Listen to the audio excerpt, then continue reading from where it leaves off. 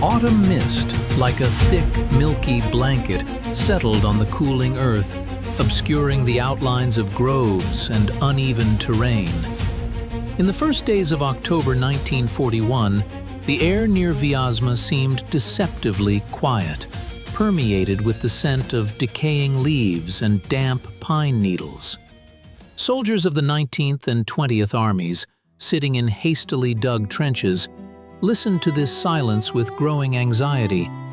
Nature seemed to hold its breath before a colossal storm.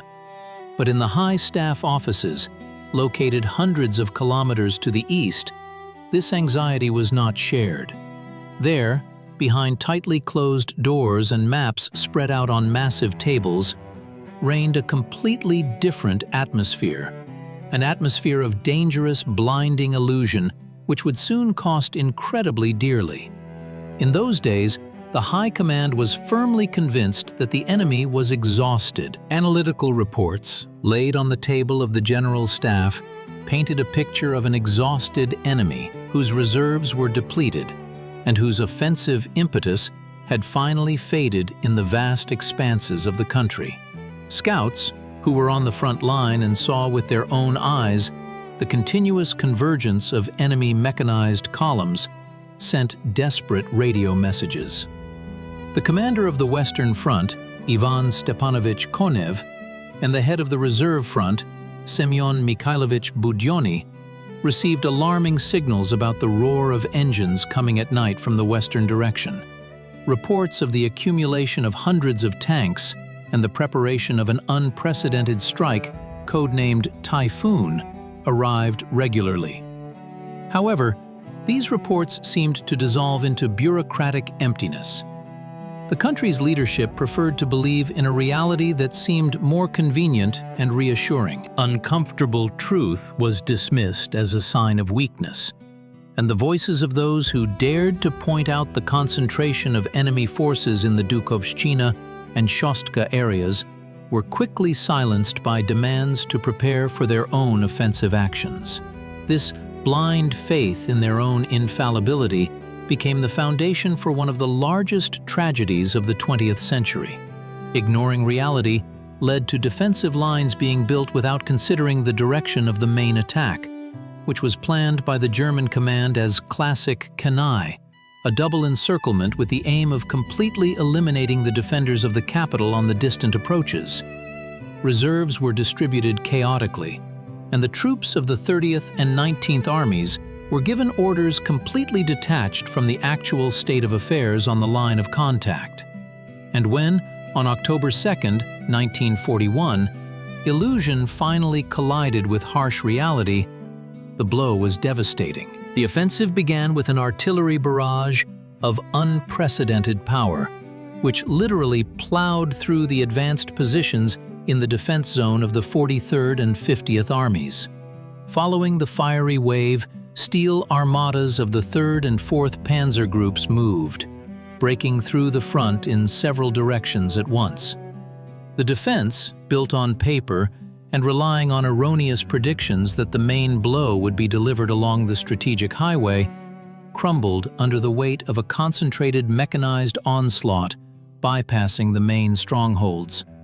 The enemy acted with cold, mathematical precision, implementing a strategy of deep encirclements. Armored pincers rapidly closed, cutting off entire formations from supply and communication lines. Within a matter of days, a colossal mass of people, by the most conservative estimates, about 900,000 individuals, found themselves trapped in a giant ring west of the city. This was not merely a tactical encirclement. It was an isolation of colossal proportions, where divisions of the 19th, 20th, 24th, and 32nd Armies were intermingled.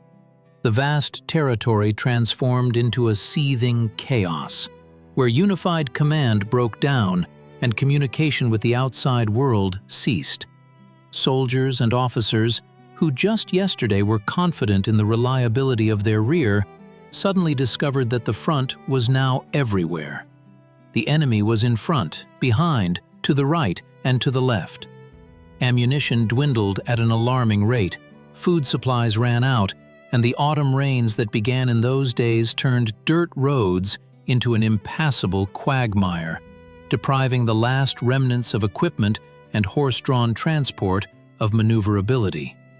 While a physical drama unfolded on the ground, a psychological drama was playing out in the headquarters. The commander of the 19th Army, Mikhail Fyodorovich Lukin, and his colleague from the 20th Army, Ivan Anisimovich Urshakov, faced an insoluble dilemma. On the one hand, they saw the real state of affairs. The ring was tightening, resources were depleting, and attempts to maintain a static defense led to the inevitable loss of combat effectiveness of all personnel. On the other hand, categorical demands continued to arrive from Moscow to stand to the death, and under no circumstances to retreat. To acknowledge the scale of the catastrophe meant taking responsibility for the failure, admitting the erroneousness of the global strategy of the highest leadership, which until the last moment denied the possibility of a deep breakthrough. Mikhail Lukin, being an experienced military leader, was one of the first to realize that the front had collapsed. His reports on the need for an immediate withdrawal of troops to shorten the front line and create a dense barrier on the way to the capital were ignored. The fear of the central apparatus's wrath among many middle-level commanders proved stronger than an objective assessment of the situation. Many military leaders found themselves paralyzed by this internal conflict. They sent reports upwards in which the situation appeared controlled, hoping for a miracle, or that help in the form of fresh reserves would arrive at the last moment. This information blockade, built by their own hands out of fear and a desire to meet expectations, deprived the general staff of the ability to adequately respond to the crisis. When the truth finally broke through the thick layer of reassuring reports, time was irrevocably lost. In the capital, it was realized that there were practically no regular troops left between the enemy tanks and the city's main streets, capable of stopping the advance. This paradox exposed the deepest ideological conflict of that era. A system built on rigid centralization, the unquestionable authority of a single leader, and the fear of showing personal initiative proved absolutely inflexible in the face of rapidly changing reality. The dogma that orders are not discussed, even if they lead to absurdity, clashed with the cruel pragmatism of war. The ideological tenet of constant forward movement and the categorical denial of the possibility of strategic maneuver backward deprived the troops of the necessary breathing room. People became hostages of a system where preserving the reputation of the leadership was sometimes placed above preserving the most valuable resource: human lives. Inside the encircled area, which history remembers as the Vyazma pocket, something incredible was happening during those October days. Dozens of rifle divisions, including People's Militia divisions formed from workers and intellectuals of the capital, continued their resistance in conditions of complete lack of supplies. The figures of Mikhail Lukin and Ivan Urshakov became rallying points for scattered units.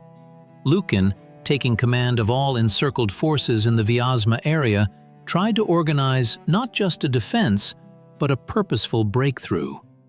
His personal courage and refusal to abandon his subordinates to save his own life became an example of how a person can remain true to duty in a situation of absolute hopelessness. The realization of complete encirclement changed everything about the perception of what was happening. The point of no return was passed on October 7th, when advanced enemy detachments met in the area of the city, closing the ring.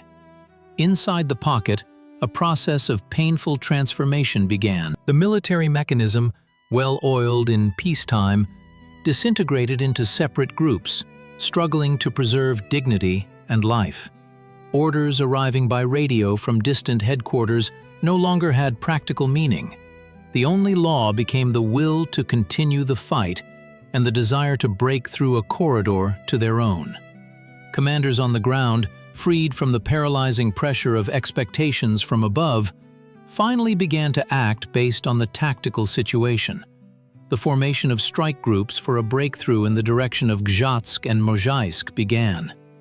This was a moment of incredible tension of all human forces, when despair mixed with fury, and the awareness of the gravity of the situation gave rise to unprecedented resilience. Attempts to break out of the steel ring became the culmination of this tragedy. Tens of thousands of people rose in attacks under machine gun fire, trying to breach the enemy's defenses, which had already managed to fortify themselves on the captured lines. Night breakthroughs through swampy forest areas, clashes near nameless villages, crossings over icy rivers under continuous airstrikes. All this merged into a single rhythm of incessant battle. The enemy methodically tightened the ring, dissecting the encircled grouping into isolated pockets and systematically eliminating them with the power of artillery. The battles in the area of the village of Bogoroditskoye were particularly fierce. There, on a small piece of land, the fate of thousands of soldiers was decided. Attempts to break through on October 10th and 11th were accompanied by incredible losses. People moved forward, understanding that there was almost no chance, but this very movement held back dozens of enemy divisions, preventing them from continuing their march eastward. A huge number of defenders remained forever in those autumn forests. Hundreds of thousands of exhausted people, left without ammunition and any support, ultimately ended up in captivity, beginning their long journey through inhuman trials. The few who managed to break through the barriers reached their own weeks later, making their way through enemy rear areas, carrying wounded comrades. The fate of the army commanders in this pocket was tragic. Lieutenant General Mikhail Lukin, having received a severe wound during one of the breakthrough attempts on October 14th, lost consciousness and was found by the enemy in that state. His time in captivity became an example of fortitude. Despite offers of cooperation, he remained loyal to his country. General Ivan Yershakov also shared the fate of his soldiers, not living to see the end of the conflict in captivity. Their sacrifice, like the sacrifice of hundreds of thousands of ordinary soldiers, became the very foundation on which the defense of the capital was later built. After all, it was those 2 weeks, during which the encircled armies tied up the main forces of Army Group Center, that allowed the command to transfer reserves from the Far East and create a new line of defense. However, upon the conclusion of the active phase of the battle, the top leadership hastened to find those responsible for what had happened. Instead of acknowledging catastrophic miscalculations in strategic planning and the disregard of intelligence data, responsibility was placed on those who bore the brunt of the attack. The fallen and those taken prisoner were effectively erased from the official history of success for a long time. Their actions were called ineffective, and the encirclement itself was mentioned as rarely as possible. The errors of staff offices were reliably hidden behind secrecy classifications, and the true scale of losses was understated for decades. The history of those events is not merely a list of tactical maneuvers or a chronicle of losses. It is a profound study of how systems function in conditions of extreme crisis. The lessons of that October extend far beyond military strategy. It is a universal warning about how dangerous it is to substitute reality with desired images. In conditions where the management structure becomes too rigid and suppresses any feedback from below, it inevitably loses touch with reality. When the truth becomes dangerous for the one who speaks it, catastrophe is only a matter of time. The modern world, despite all technological advancements, remains vulnerable to such systemic failures. Information bubbles, in which leaders of various levels sometimes find themselves, create a false sense of control. The ability to admit mistakes early, the readiness to hear alternative opinions, and the courage to take responsibility for unpopular but necessary decisions These are the qualities that allow such catastrophes to be avoided. The tragedy near Vyazma teaches us that no amount of equipment or human resources can compensate for the lack of truthful information and flexibility of thought. And today, many decades later, those places near Smolensk and Vyazma still bear the traces of those events. The autumn fields are often covered by the same dense, milky fog that once concealed the movement of tank columns and the desperate attacks of militiamen. But this silence is now filled with meaning. It speaks of millions of fates that were sacrificed so that others could live. Their story is not only a tale of defeat, but also a testament to the incredible strength of the human spirit, capable of fighting even when hope seemed utterly lost. It is a reminder that the highest price in human history is always paid for the unwillingness to see the world as it truly is, without embellishment or illusions. The memory of the 19th and 20th Armies, of Generals Lukin and Yershakov, of thousands of nameless heroes left in the Vyazma forests, demands honesty from us. Honesty in assessing the past and responsibility towards the future. For only a full understanding of the causes of what happened allows us to hope that such lessons will not have to be learned again. And every time we face a difficult choice between a convenient lie and a harsh truth, it is worth remembering that foggy October of '41, when the price of error was measured in millions of lives, and true courage was manifested in the ability to remain human in the epicenter of a man-made hell. The final point in this story has not yet been set. Search teams every year find new evidence of those battles, returning names to those who were considered missing in action. Each such discovery is another step towards overcoming the information blockade that was built decades ago. It is a return of debt to those who fulfilled their task to the end, despite the fact that their own leadership was not ready for the challenges of that time. The history of the Vyazma pocket continues to resonate in our consciousness, calling for vigilance and a critical perception of any official well-being.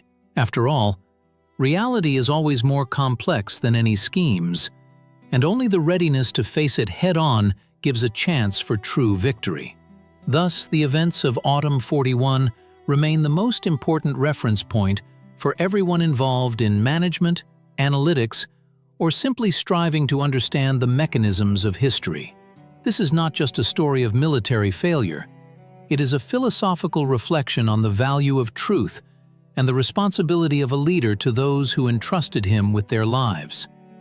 And in this context, the sacrifice of the defenders of Vyazma acquires its true meaning, not as a senseless loss, but as an eternal lesson in wisdom paid for at the highest price. When we look at modern maps and graphs, we must always see living people behind them, with their fears, hopes, and choices.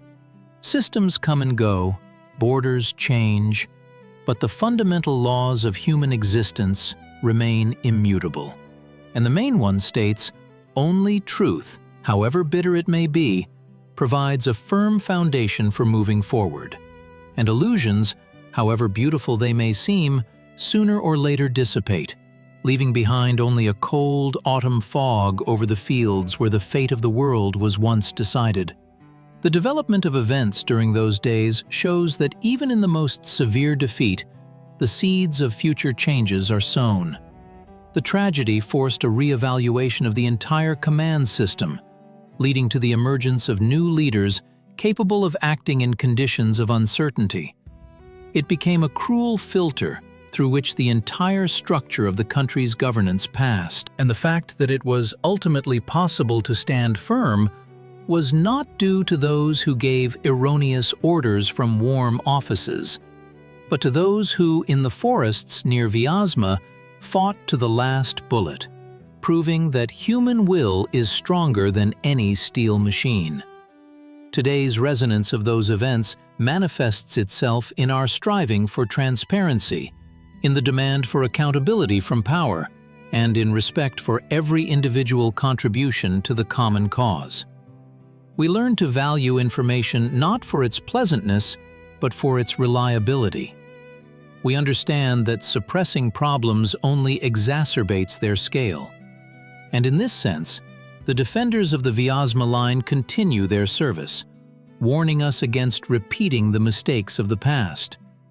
Their silent presence in our culture and memory is a powerful stimulus for the development of critical thinking and civic responsibility. Concluding this journey through the pages of one of the darkest chapters of history, we return to the beginning, to that very fog and silence.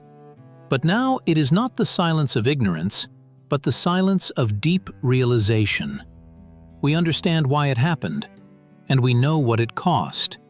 And this knowledge makes us stronger. It allows us to look into the future not with naive optimism, but with justified confidence, based on an understanding of the complexity of the world. History is not only a teacher, but also a mirror in which we see our own capabilities and weaknesses. And looking into this mirror, we must remember, truth is always more important than comfort, and man is always more important than the system. Thus, the memory of the events of 1941 becomes a living part of our present, helping us navigate the complex flow of time.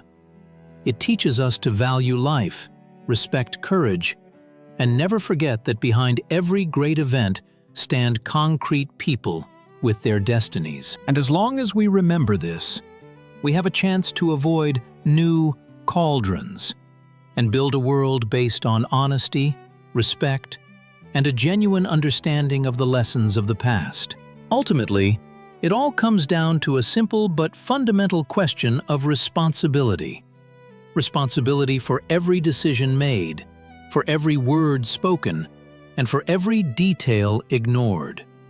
The history near Vyazma is a grand reminder that in large-scale processes, there are no trifles. Every error in calculations, every manifestation of faint-heartedness or self-deception ultimately manifests itself on the battlefield or in the life of society. And our task is to ensure that these lessons are not learned in vain, but become the guarantee of our common wisdom and security in the future. The autumn air is still fresh, and the fogs over Vyazma are still thick. But now we know what lies behind this white shroud. There, eternal memory, there, unlearned lessons, and there, examples of incredible dignity. And this knowledge helps us to move forward, not fearing difficulties and not succumbing to illusions, remaining faithful to those truths that were so dearly paid for 85 years ago.